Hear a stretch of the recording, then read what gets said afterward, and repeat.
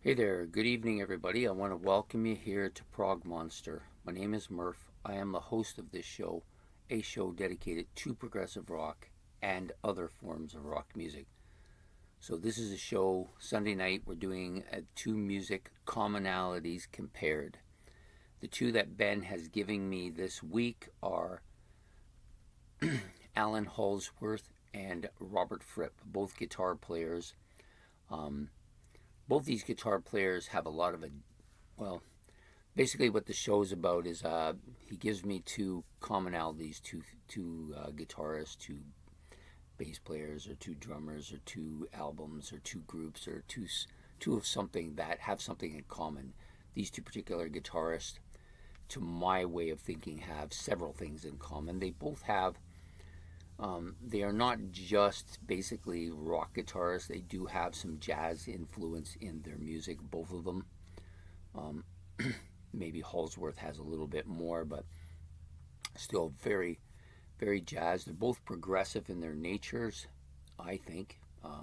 One a little more jazzy progressive, the other one maybe a little bit more rock progressiveness to their music.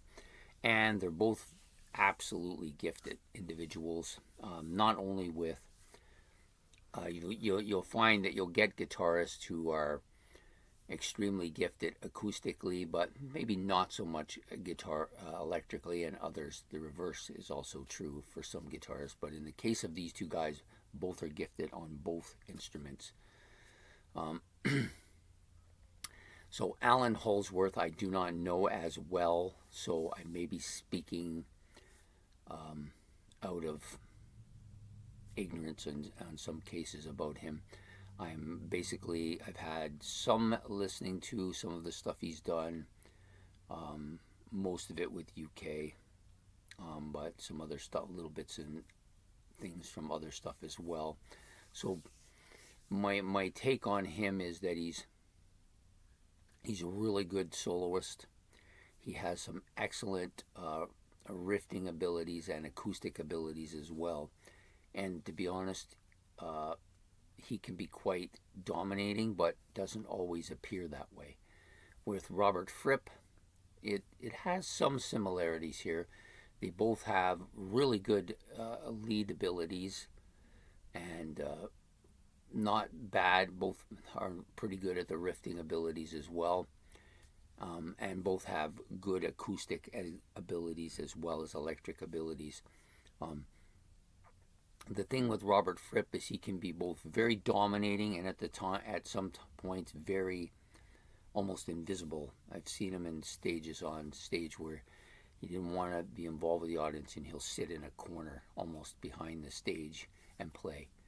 You know, kind of unusual, but a little bit like that. So to me, both guitar players are, to the general music person that listens to music, who likes rock and listens to rock, these guys are probably vastly underrated. It wasn't until I've been listening to music for some time that I actually got into King Crimson, which is Robert Fripp's band, and began to realize. And of course, I'd heard stuff from him on David Bowie. I'd heard stuff from him, his involvement with Peter Gabriel, some other stuff like that. But I never really paid much attention to it. He wasn't a main player to me, so I didn't think of him that way. But once I got into King Crimson, I began to realize how absolutely gifted this guy is, how not just guitar wise, but musically coordinating stuff together as well. Excellent on all that front. Allan Holdsworth, I don't know him as well, but he seems to have a lot of these similar abilities as far as the guitar playing goes, for sure. And he has only come to me in recent months. I had actually, I can't say that I hadn't heard of either of them when I was younger. I had heard both of them, but they were just names. They really didn't. I didn't have a visual of either of them. I didn't know even what they played, but I had heard stuff. My friend was much more in tune with music at the time. I look back now, and he was much more in tune with what was going on all over the place, not just in the particular stuff he was listening to, because he was like that. He was a student of anything he put his mind to. And he mentioned both of these guys, and I just didn't go anywhere with it. It wasn't in my mindset to go anywhere with it. But anyways, I've come to Allan Holdsworth a little bit later, but I have been absolutely impressed with the stuff that I have heard from him. I think the other album that I've heard from him is one of his solo albums, which we did in one of the album challenges.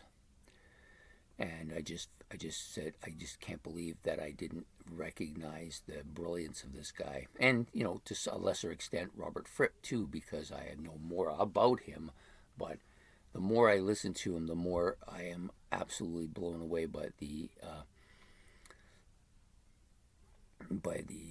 absolute ability of the guy. You know, I remember thinking when I was listening to some of the David Bowie stuff he was on that this guy is like a strong guitar player, but I just never really went too far over to where he was, because I'll be frank, King Crimson was a band that I consider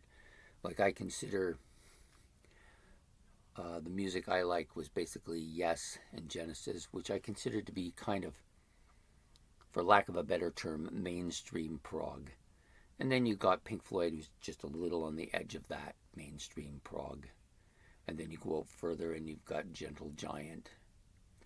But then you get way out there and you've got King Crimson, you know, and that was a little bit, for most of my music listening career up until recent years, was a little too far out there for me. But anyways, this is it's progressive. That's why we like progressive music, because we want to hear something we haven't heard before. You know, we want complexity. We want them to use instruments that aren't always normal. We want to hear stuff that's different.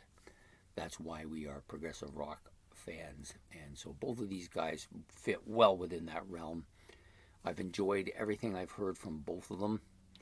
And I look actually forward to getting more into my King Crimson set. I'm now on the 5th album because I accidentally missed Islands, which was the 4th album. I don't know how I missed it. I think I just grabbed it off the rack by Aspen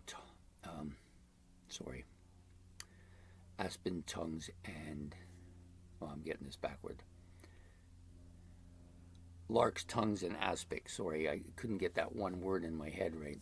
Anyways, that's the one currently in my playlist, so I missed Island, so I'll have to go back and play that one. I did this with the Doors as well. For somehow I just ended up, and I think it's because I can't see up close that I grabbed the wrong one. That's what the problem is. Anyways, I look forward to listening to more of Allan Holdsworth's stuff as well as I move along. I think that there will be a lot more stuff for my album hauls next month than there was in the last 2 or 3 months, and I'm almost sure that some stuff from Robert Fripp and Allan Holdsworth and some of the other guitarists, Roy Gallagher, and that will all be part of this purchase process. Anyways, I hope you've enjoyed this episode of 2 music commonalities compared, and Ben will give me one next week again. So hopefully we'll see you then. Don't forget to hit the like and subscribe button. Any comments on either of the musicians, you can do that below, or any suggestions of stuff that might be of interest to me to listen to as well. That would be okay. I like that. And don't forget to hit the notification bell, as that will give you warnings as to when the content is coming out. So we hope to see you next week, and have yourself a good night. Take care. Bye.